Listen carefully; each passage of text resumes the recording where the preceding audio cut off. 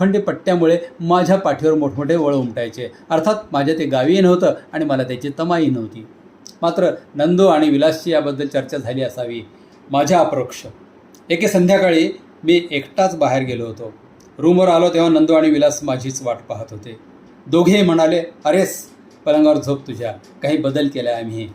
मी पलंगाकडे पाहिलं तर पलंग गुबगुबीत वाटत होता. मी झोपून पाहिलं आणि एकदम आरामदायक वाटलं.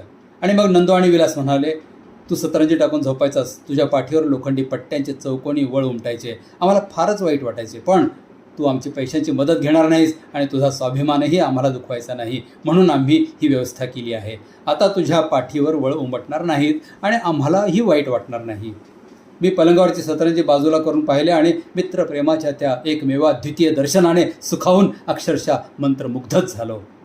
नंदूने आणि विलासने मला पैशांची मदत न विचारून माझा स्वाभिमान जपतानाच दोघांच्या कॉलेजच्या जुन्या नोट्सची मोठी कागदांची थप्पी छान रचून माझ्यासाठी खरोखरच मखमली गादी तयार केली होती. मित्रांनो, हा प्रसंग आठवताना, सांगताना, लिहिताना आजही माझे डोळे नेहमीसाठी आनंदाश्रूने भरून वाहतात. मित्रप्रेमाच्या साक्षात्काराच्या दृष्टांताच्या त्या